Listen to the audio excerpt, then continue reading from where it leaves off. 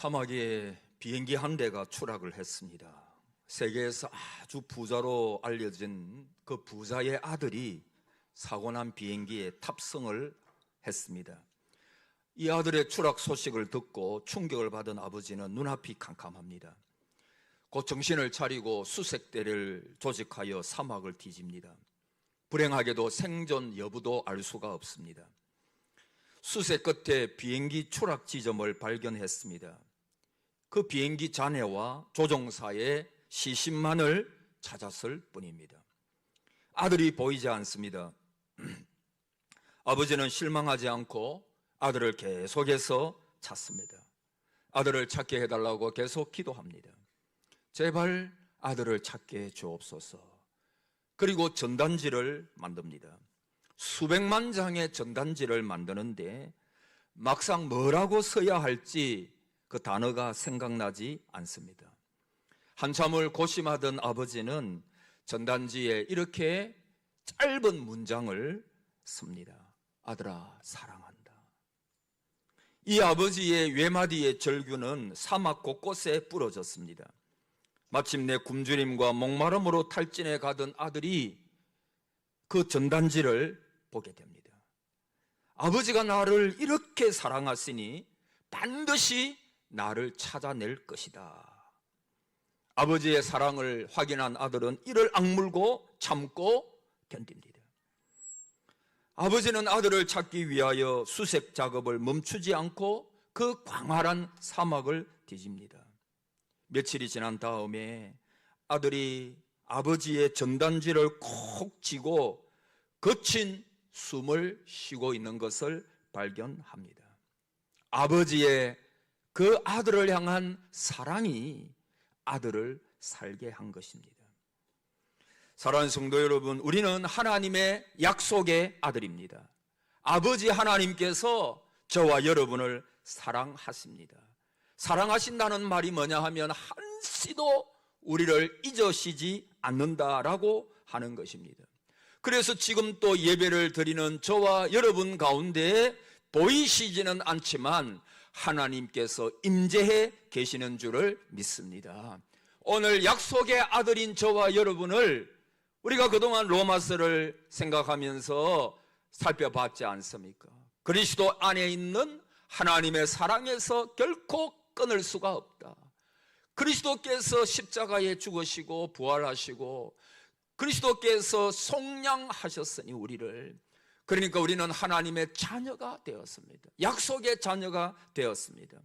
그래서 하나님은 결코 이 땅 위에 살아가는 저와 여러분을 포기하지 않습니다.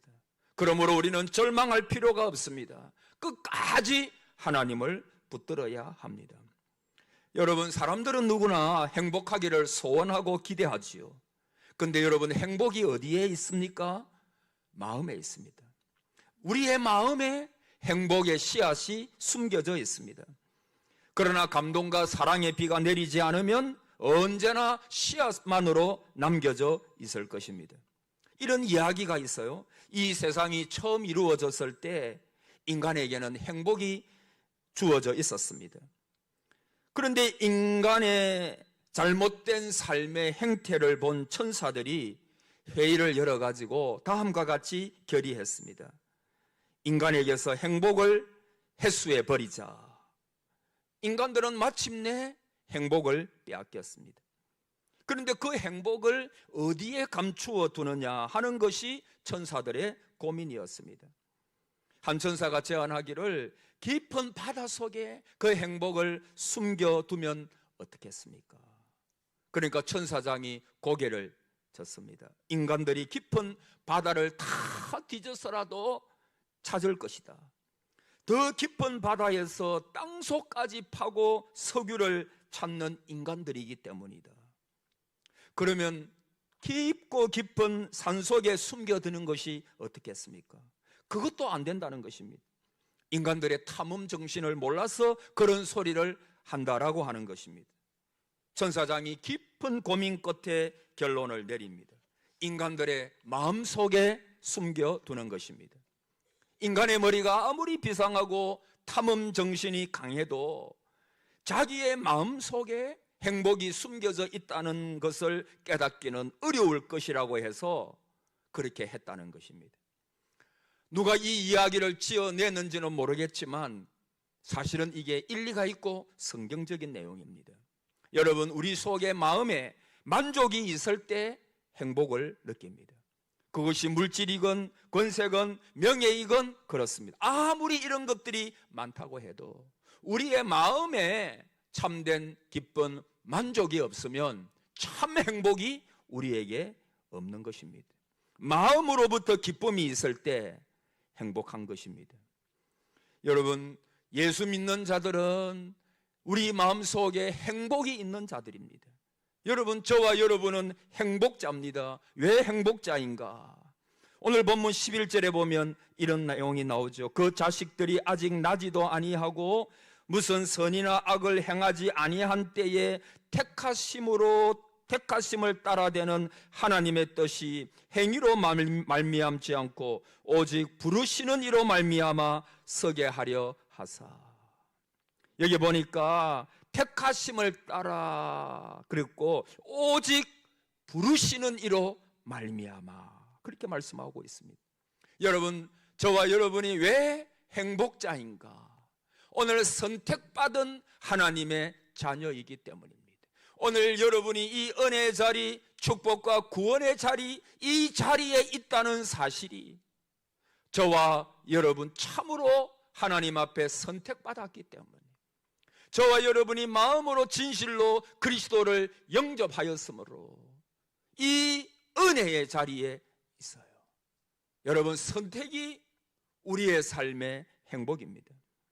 여러분, 여기 선택의 의미는 여러 가지가 있을 수 있습니다. 첫째는 가린다는 의미가 있어요. 여러분, 이 세상에 존재하는 수많은 사람들 가운데 당신의 자녀와 사탄의 자녀를 가려요. 그래서 당신의 자녀를 가려가지고 택한 자를 구원하시는 거예요. 두 번째는 말 그대로 택함의 의미가 있습니다. 하나님의 선택은 택함을 의미하죠. 이 택하다라고 하는 것은 택함 받고자 하는 욕구나 소원만으로 말미암는 성질의 것이 아닙니다. 오직 택한 자에 의해서 되는 것입니다. 다시, 오직 부르시는 이로 말미암아, 오직 부르시는 이로 말미암아 그분께서 우리를 택하셨습니다. 하나님께서 바울을 택하시고 아브라함을, 모세를, 이스라엘을 각자 택하셨습니다. 하나님께서 선택하신 것입니다. 그리고 여기 선택의 의미는 빼내다는 의미가 있습니다. 여러분, 교회가 뭐죠? 이 세상에서 부르심을 받은 자들, 빼냄을 받은 자들. 하나님은 당신의 자녀된 저와 여러분을 이 사탄의 세계에서 빼내가지고 교회를 이루시고 구원을 베풀어 주셨습니다. 여러분, 아까 11절 이하에 이삭의 아내 리브가의 태중에 있는 에서와 야곱 중에서 하나님께서 야곱을 택하신 내용입니다. 12절에 리브가에게 이르시되 큰 자가 어린 자를 섬기리라. 13절에 내가 야곱은 사랑하고 에서는 미워하였다. 여러분, 사람들은 선택이 자기의 권한이라고 생각을 합니다. 물건을 살 때 내가 어떤 것을 사느냐, 큰 것을 사느냐, 작은 것을 사느냐, 그것은 우리의 마음대로입니다. 그러나 오늘 본문에서 말하고 있는 게 뭡니까? 내가 예수 그리스도를 영접하고 내가 예수 그리스도를 믿게 되었다는 것은 내가 선택한 것 같아도 이미 하나님의 선택이 선행했음을 우리에게 말씀하고 있습니다. 선택의 주체는 내가 아니라 하나님께서 선택하셨다는 것입니다. 그래서 우리 전에 살펴보죠. 로마서 8장 30절에 보면 미리 정하신 그들을 정했다는 말은 하나님께서 선택하셨다는 말입니다. 미리 정하신 그들을 하나님께서 부르시고 부르신 그들을 의롭다 하시고 의롭다 하신 그들을 또한 영화롭게 하셨느니라. 할렐루야. 하나님께서 창세 전에 저와 여러분이 어머니의 태중에 있기도 전에 예수님께서 십자가에 돌아가실 때 이미 예수님 생각 속에는 저와 여러분이 있었던 것입니다. 예수님은 저와 여러분을 아셨습니다. 우리의 이름을 아십니다. 그래서 내가 사실 예수님을 선택한 것 같아도 사실은 하나님께서 창세전에 우리를 정하시고 그렇게 말씀을 합니다. 여러분, 내가 선택받았다는 사실에 바울은 오늘 감격하고 있는 것입니다. 행위를 보고 그렇잖아요. 이 바울을 한번 보시면 사울이었을 때는 그야말로 교회를 핍박하던 자였죠. 해방자였죠. 사울아, 내가 어찌하여 나를 핍박하느냐. 여러분, 이 말씀을 들을 때 우리의 과거를 생각해 보면 내가 부르심을 받은 것은 그야말로 은혜구나. 영죽을 나를 대신하여 십자가에 주님께서 죽으시고 계속하여 이 타락의 길을 살다가 지옥 갈 인생인데, 다른 사람을 다 차치하더라도 저 자신을 보더라도 제 심령 속에 얼마나 많은 악이 있고 죄악이 있고, 저는 목사 안수 받을 때 하나님 앞에 하나님 사랑하면서 순종만 하면서 살게 해 주십시오. 나의 삶 속에 불순종은 없게 해 주시고 하나님께서 말씀하시는 때에 어렵고 힘들더라도 순종하면서 살게 해 주옵소서. 그렇게 하나님 앞에 기도했던데, 그런데 막상 인생을 살다 보니까 하나님 앞에 불순종한 게 너무 많고 내 심령 속에 생각하는 것이 악하고 하나님을 대적하는 것들이 얼마나 많이 있는가를 볼 때, 야, 나 같은 죄인이 용서함을 받아서 하나님의 자녀가 되고 또 목사가 되고 생각해 보면 이것이 얼마나 놀라운 은혜인지. 여러분, 다른 거 다 차치하더라도 제가 구원받아 하나님의 자녀가 되었다, 선택받은 사실. 오늘 여러분, 사도 바울은 내가 어떤 사람이었는데 내가 선택받아 사도가 되었는가? 여러분, 그의 삶 속에 이 정신이 항상 있었던 것입니다. 그래서 사도 바울은 마지막에 내가 죄인 중에 뭐라고요? 괴순이라. 죄인 중에 내가 괴순이라. 자기 자신을 알았던 거죠. 전에도 한번 말씀드렸습니다만 하나님의 사람으로 널리 알려져 있는 프란체스코에게 어떤 사람이 와가지고 질문을 합니다. 선생님이야말로 그리스도의 영광을 참 잘 나타내시는 분이십니다. 선생님을 만나기만 하면 사람들이 변하는데 그 놀라운 사역의 비결이 뭡니까? 라고 물었지요. 프란치스코가 조용히 대답을 합니다. 유명한 말입니다. 전능하신 하나님께서는 어느 날 이 지구상에 살고 있는 많은 사람들을 바라보셨습니다. 그리고 많은 사람들 가운데 이 땅에서 가장 연약하고 무지하며 가장 미련한 한 사람을 보기 시작하셨습니다. 그리고 하나님께서는 이렇게 말씀하셨습니다. 그렇다, 저 사람이다. 저 사람을 통해서 내 강함과 지혜로움과 능력을 나타내리라. 그것이 하나님께서 나를 선택하신 이유의 전부입니다 라고 그렇게 말을 했대요. 여러분, 참된 그리스도인의 신앙 고백은 다 다릅니다만은 의미는 똑같아요. 모든 것이 하나님의 은혜 가운데 되었다라고 그렇게 생각합니다. 그야말로 하나님의 일방적인 선택이요, 강건적인 사랑과 능력 가운데서 무자격한 내가 하나님의 자녀가 되었다라고 믿습니다. 이것이 신앙인의 고백입니다. 여러분, 하나님이 왜 이스라엘을 택하셨습니까? 왜 그들을 선민으로 받아들였습니까? 그거 우리 모르죠. 그들에게 어떤 좋은 점이 다른 민족과 비교해서 있는 것 같지도 않아요. 그리고 그 수요도 아주 작습니다. 그런데 하나밖에 없어요. 성경을 아무리 연구하고 아무리 읽어도 하나님께서 왜 이스라엘을 택하셨는가? 오직 사랑함으로. 신명기 10장에 여호와께서 오직 내 열조를 기뻐하시고 그들을 사랑하사 그 후손 너희를 만민 중에서 택하셨음이 오늘날과 같으니라. 여러분, 하나님께서 그냥 사랑하셨어요. 그리고 사랑하시고 그들을 택하셨기에 그들을 끝까지 인도하시는 것입니다. 애굽에서 기적적으로 구출하시고 광야에서는 율법과 만나와 생수를 주시고 드디어 가나안을 기업으로 주십니다. 이스라엘은 배은망덕하였지만 하나님은 한 번 선택하신 후에 결코 버리지 아니하시고 끝까지 그들을 인도하십니다.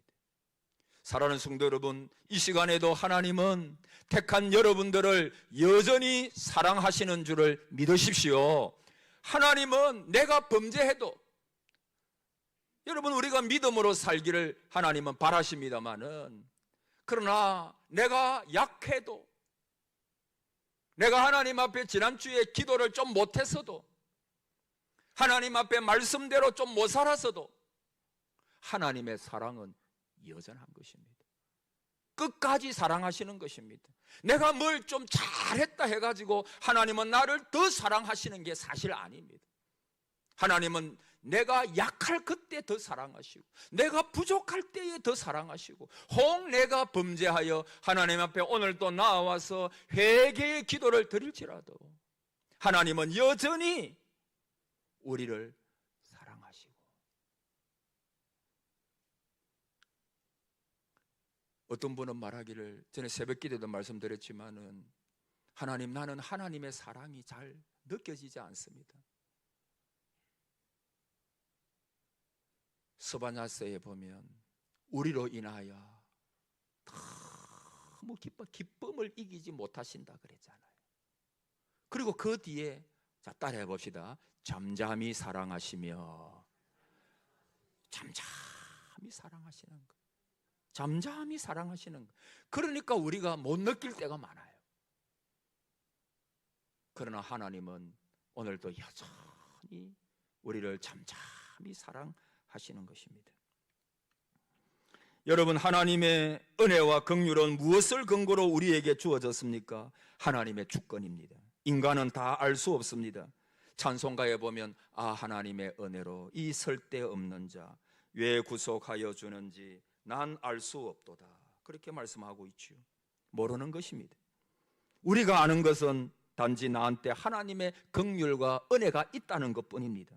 그것은 하나님의 주권입니다. 성경 어디에 보아도 왜 그런지 나오지 않습니다. 중요한 것은 하나님께서 당신의 주권으로 죽을 수밖에 없는 죄인, 하나님의 진노 아래 있는 자녀를 살려주셨다는 것입니다. 내 공로가 아니고 내 어떤 선행이 아니고 하나님께서 무조건적으로 장세전에 미리 정하시고, 여러분, 어떤 중년 부인이 고해 성사를 하러 성당에 가서 신부님을 찾아가 고백을 했다고 합니다. 신부님, 저는 하루에도 수십 번씩 거울을 보면서 제가 너무너무 아름답다고 항상 뽐내고 있는데 이거 죄지요. 제 교만함을 용서해 주세요. 이 고백을 듣고 신부님은 앞을 가린 커튼을 살짝 열고는 힐끗 그 중년 여인을 보더니 이렇게 말합니다. 부인, 안심하십시오. 그것은 죄가 아닙니다. 그것은 당신의 착각일 뿐입니다. 여러분, 우리가 착각할 때가 많아요. 내가 하나님의 긍휼을 입어 하나님의 자녀가 된 거예요. 무슨 자격입니까? 아니, 자격이 있는지도 질문하지 마십시오. 조금이라도 하지 마십시오. 이미 그것은 불신앙입니다. 하나님의 긍휼로 된 것입니다. 여러분, 우리가 행복한 사람들입니다. 왜냐하면 하나님의 사랑을 받았고 지금 또 사랑을 받고 있으며 앞으로도 사망도 그 어떤 것도 하나님의 사랑에서 끊을 것이 없느니라. 할렐루야. 이 사랑 가운데 우리가 살아가기 때문입니다. 그래서 15절에 모세에게 이르시되 내가 긍휼히 여길 자를 긍휼히 여기고 불쌍히 여길 자를 불쌍히 여기리라 하셨으니, 할렐루야. 하나님의 주권 속에 있는 거예요. 내가 긍휼히 여길 자를 하나님이 그냥 긍휼히 여기시는 거예요. 불쌍히 여길 자를 그냥 하나님께서 불쌍히 여겨 주시는 것입니다. 여러분, 사람의 사랑은 조건적일 때가 많아요. 잘하기 때문에 나도 잘해주는 거예요. 근데 그보다 더 놀라운 사랑은 뭐냐 하면 하나님의 사랑입니다. 아가페적인 사랑입니다. In spite of, 그럼에도 불구하고의 사랑입니다. 오늘 이 사랑이 여러분에게 있기를 바랍니다. 나를 미워하는 사람 사랑하기가 쉽지가 않죠. 그러나 그럼에도 불구하고 하나님의 사랑으로 사랑하리라. 저도 안수 받을 때 하나님 앞에 참 능력 없고 부족함 투성이지만은 하나님 아버지, 내가 목회하는 동안에 정말 사랑의 은사를 부어 주옵소서. 사랑의 은사. 저는 목사는 사랑이 있어야 된다고 믿었기 때문에, 왜냐하면 하나님은 사랑이시라 그랬잖아요. 그러니까 하나님을 증거하는 예수님도 사랑이시잖아요. 모든 눈이 긍휼과 인자가 풍부하신 분이시잖아요. 그 눈으로 병자를 보시고 사람들을 치유하시고 보셨잖아요. 그래서 저도 하나님 앞에서 하나님의 마음을 주옵소서. 하나님의 사랑을 내게 부어 주옵소서. 내가 사랑받아야 사람들을 사랑하지 않겠습니까? 하나님 사랑의 사랑만 하다가 살게 해줘. 제가 이제 조금 있으면 60이 되는데 믿기지는 않아요. 그러나 60이 돼요. 이게 연세 많은 권사님, 장로님들 죄송해요. 그래 이때 보니까 목회를 제가 해보니까 정말 중요해요. 교회의 리더십이 가져야 될 게 뭐냐 하면, 제가 아무리 생각해봐도 그 사랑이에요. 주님의 마음이에요. 아버지의 마음으로 바라보는 거예요. 어떤 사람은 선생님의 눈으로 바라보고 그래서 늘 가르치려고 합니다. 어떤 사람은 늘 교회를 개혁자의 눈으로 바라봐. 뭘 바꾸어야 된다는, 잘못됐다는 거죠. 여러 가지 눈으로 바라볼 수가 있어요. 그러나 여러분, 사랑의 눈이에요. 사랑의 눈. 하나님의 사랑은 그럼에도 불구하고의 사랑, 조건이 없는 사랑, 무조건적인 사랑이지요. 여러분, 아까 말한 아사시의 성자 프란시스가 예수님을 믿고 구원받은 지 얼마 되지 않아서 길을 가다가 한 나병 환자를 만나게 돼요. 가서 기도해 주고 싶은 마음도 있었지만 한편으로는 마음속에 더럽게 생각하는 마음이 있었어요. 혹 전염되면 어떻게 하나라고 하는 생각으로 그냥 지나쳐갑니다. 그런데 지나쳐가는데 성령님께서 마음에 부담을 주십니다. 그래서 기도합니다. 주님, 제가 나은 자를 그대로 지나친 게 잘못된 일입니까? 그때 주님께서 마음에 어떤 말씀을 주시는가 하면, 그래 아들아, 왜 그냥 지나갔느냐 라고 물으십니다. 솔직하게 제가 더럽게 느껴져서 그랬습니다. 그 다음 주님의 음성이 들려옵니다. 너는 그 나한 자보다도 깨끗한 줄 아느냐? 너는 그보다도 더 더러운 죄인이었다. 그럼에도 나는 너를 사랑하여 받아주었다. 이 음성을 듣는 순간에 발걸음을 돌이켜 쫓아가 가지고 그를 붙잡고 나한 자를 붙들고 손에도 얼굴에도 키스를 하고 축복을 했다고 합니다. 이때부터 프란시스의 사랑의 기막힌 순례가 시작되었다라고 하는 것입니다. 여러분, 늘 주님의 사랑을 기억하고 사시기를 축복합니다. 주님의 사랑을 기억하십시오. 주님의 사랑을 기억하는 사람은 육을 따라서 살지 않습니다. 여러분, 육신을 쫓는 자는 육신의 일을, 영을 쫓는 자는 영의 일을 생각하나니 육신의 생각은 사망이요 영의 생각은 생명과 평안이니라. 육신의 생각은 하나님과 원수가 되나니 육신에 있는 자들은 하나님을 기쁘시게 하지 못하느니라. 육신의 생각은 하나님과 원수가 돼. 하나님 앞에 순종하지 않으니까 원수가 될 수밖에 없습니다. 여러분, 교회를 다니면서도 주님을 믿는다고 하면서도 영적으로 은혜를 받지 못하게 되면 늘 그분의 생각이 어디에 가 있느냐 하면 세상 지향적입니다. 항상 땅의 것만을 생각하는 경우가 너무 많아요. 은혜를 받지 못해서 그래요. 구원받은 것 같은데, 하나님의 자녀인 것 같은데 늘 입에 나오는 얘기가 뭐냐 하면 육신의 생각만 이야기를 하는 거예요. 모든 관심이 세상에 있어요. 하나님의 나라에 대한 관심은 별로 없어요. 여러분, 생각이라고 하는 거 참 무서운 것입니다. 누구나 처음에는 단순하게 생각할 수 있어요. 그러나 점차로 그 생각에 깊이 빠져들면 나중에는 도저히 자기 힘으로 빠져나올 수 없는 지경까지 이르게 됩니다. 그러므로 사람이 어떤 생각을 하느냐에 따라서 행동이 완전히 달라져 버려요. 옛날에 엘비스 프리슬리 이야기했잖아요. 그 생각 속에 내가 43살이 되면 죽을 것이다 라고 하는 점쟁이가 했던 말이 그 생각에 머릿속에 깊숙이 박히게 되니까 그게 묶여버리는 거예요. 여러분, 마귀가 주는 생각이 참 많습니다. 너는 육신이 약하기 때문에 너는 이 상황 가운데서 절대로 헤어나올 수가 없어.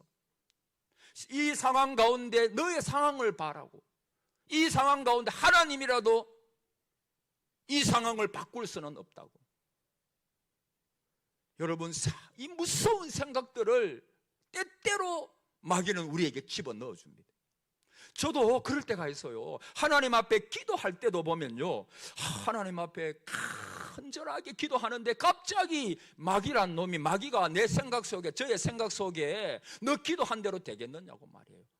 부정적인 생각, 원망하는 생각, 불신의 생각, 이것을 순식간, 여러분 순식간입니다. 조심하셔야 돼요. 순식간에 저의 머릿속에, 저의 몸속에 그 생각을 심어주는 거예요. 그래서 하나님의 말씀을 믿지 못, 기도를 하는데도 의심하면서 기도하도록 그렇게 만들어 버리는 것입니다. 어떤 분이 어떤 다른 교회에서 기도하는데, 혼자서 기도했대요. 기도하는데 갑자기 두려운 생각이 들고, 그래서 눈을 떠보니까 검은 물체들이 막 자기를 향해서 막 오고 있는, 여러분, 마귀는 실제입니다. 추상이 아닙니다. 마귀는 우리 속에 두려움을 넣어줘가지고 기도하지 못하게 만들고 하나님 앞에 가까이 나아가지 못하게 만드는 존재가 마귀거든. 우리의 영혼을 파괴하려고 하는 것이 마귀거든요. 그래서 거기에 그대로 가만히 있으면 마귀가 그 사람을 그냥 잡아버리는 거예요. 그런데 바로 대적을 했대요.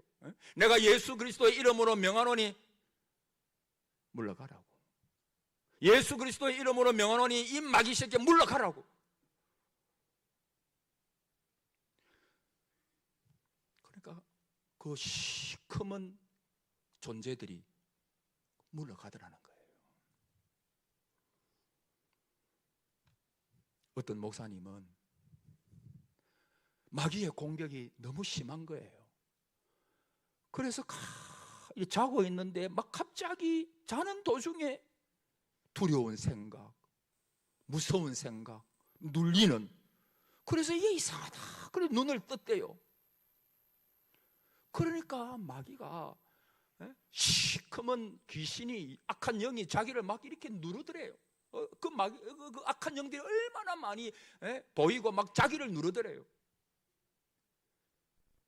그러니까 이 목사님은 평소에 기도도 많이 하시고 영권이 있으니까 또 너희들이냐 흥 하고 그냥 주무셨대요.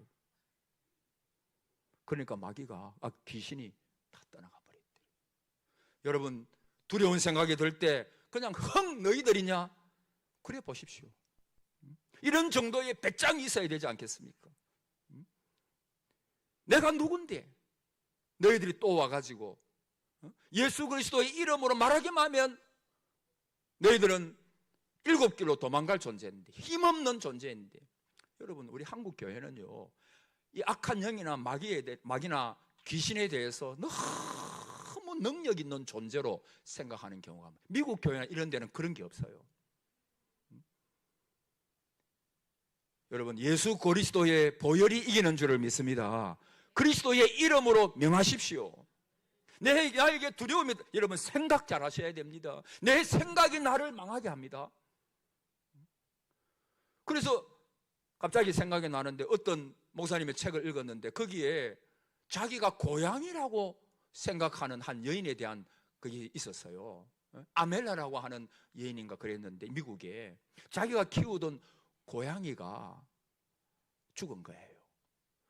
그래서 슬퍼하다가, 그리고 그 옛날에 미국에는 그 고양이나 아니면 이런 개나 이런 애완동물을 키우는 것들이 음식이 잘 나오거든요. 옛날에 잘 나오거든요. 그래서 넉넉한 집안이 아니니까 그것을 자기가 먹기 시작한 거예요. 버리기가 아까우니까. 그 음식도 좋거든요. 그래서 그것을 먹다가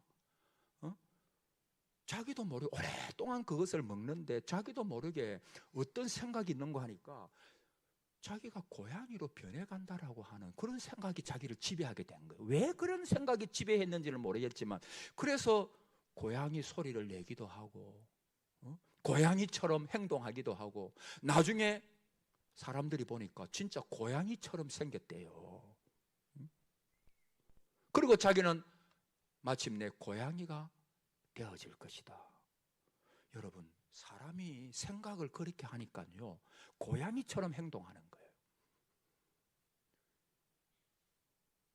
내 속에 불신적인 생각, 원망의 생각, 절망의 생각 이런 것들로 여러분 스펄전 목사님이 뭐라고 말씀했는 줄 알아요? 10년 염려하는 것보다 10분 기도하는 것이 더 낫다 그랬어요. 할렐루야.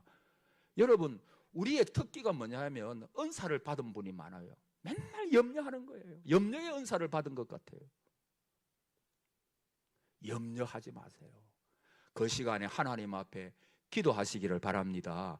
기도하고 잊어버리십시오. 하나님께서 반드시 역사하시며 내 미래는 밝을 것이고 합력하여 선을 이룰 것을 믿고 응답받은 자처럼 행동하시기를 바랍니다. 응답받은 사람처럼 선포하시기를 바랍니다. 그 자녀들에 대해서도 그래 하세요. 우리 자녀는 잘 된다. 하나님께서 축복해 주신다. 내 자녀의 미래는 밝다.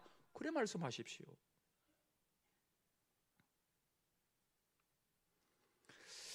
사랑하는 성도 여러분, 오늘 하나님께서 오늘 본문 여러 가지로 설교할 수 있겠습니다만 저는 포커스를 어디에 맞춰왔느냐? 하나님은 저와 여러분을 만세전에 선택하셨습니다. 선택하셨다는 말이 뭐라 그랬죠? 책임지신다는 것입니다. 우리가 어떤 사람인데 그렇지 않아요?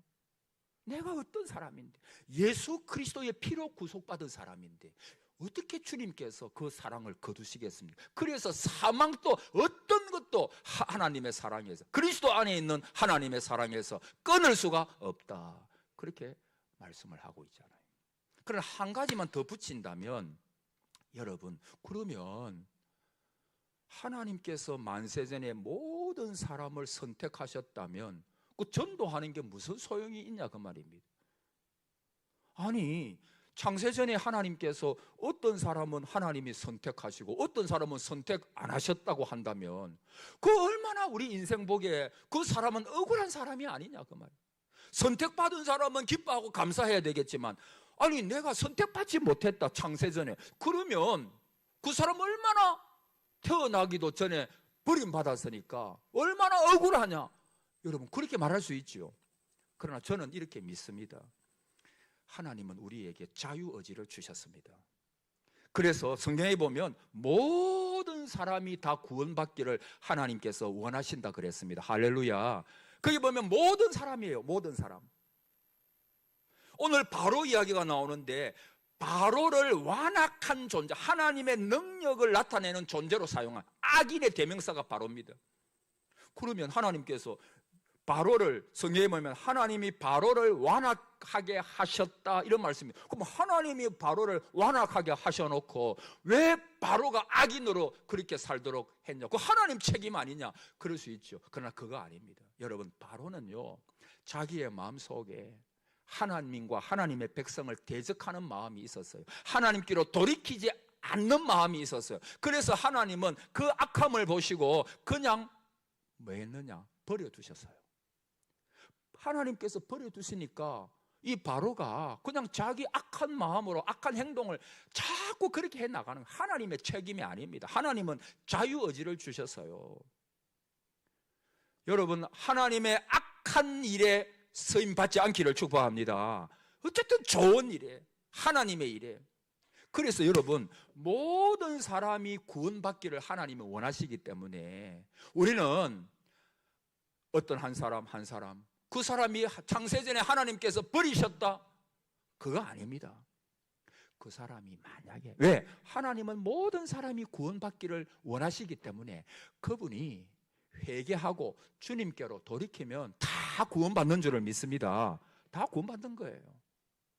저는 옛날에 칼빈주의 예정론 배울 때 하나님은 버릴 자를 버리고 선택할 자는 선택했다 이렇게 알고 있었어요. 그러나 요즘은 제가 좀 신학이 바뀌었습니다.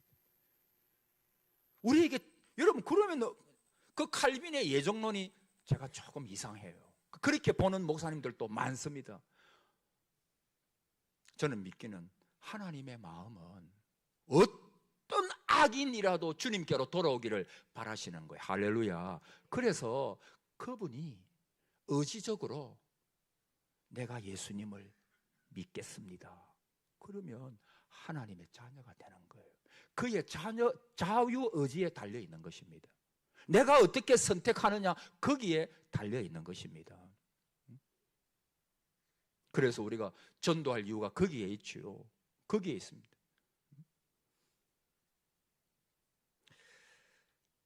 그래서 앞으로 이런 내용에 대해서 조금 더 예민한 문제이기 때문에 앞으로 이런 거에 대해서 조금 더 제가 연구하고 해가지고 설교를 하도록 그렇게 하겠습니다. 어쨌든 사랑하는 성도 여러분, 오늘 저와 여러분은 행복자입니다. 왜 행복자냐? 예? 오늘 요 한 가지만 했습니다. 저와 여러분은 하나님의 선택을 받아서 또 하나님께서 우리가 믿음을 가지고 하나님을 여러분이 선택한 것입니다. 내가 예수 그리스도를 믿겠습니다 라고 하나님 앞에 나아온 것입니다. 그 믿음을 하나님께서 기쁘시게 여기시고 여러분을 하나님의 자녀로 받아주셨습니다. 구원은 하나님의 절대적인 주권에 속하는 내용이지만 그러나 그 문은 열려 있는 것입니다. 하나님께로 회개하고 돌아오기만 하면 하나님의 자녀가 될 수 있는 놀라운 특권을 주신 것입니다. 오늘 하루도 아니 우리의 남은 인생에 하나님이 나를 선택하셨다. 하나님이 나를 선택하셨으니 하나님의 사랑 가운데 다른 이유가 없습니다. 하나님의 사랑 가운데 나를 택하셨어요. 그러므로 택하셨다고 하는 말은 하나님께서 책임지신다는 것입니다. 할렐루야. 책임지겠다는 것이죠. 하나님께서 붙들어 주겠다는 것입니다. 나의 어려운 오른손으로 붙들어 주겠다는 것입니다. 오늘 이 확신이 저와 여러분에게 있기를 축복합니다. 사랑 가운데 승리하시는 하나님의 사랑을 확신하고 승리하시는 저와 여러분 되기를 축복합니다. 아멘.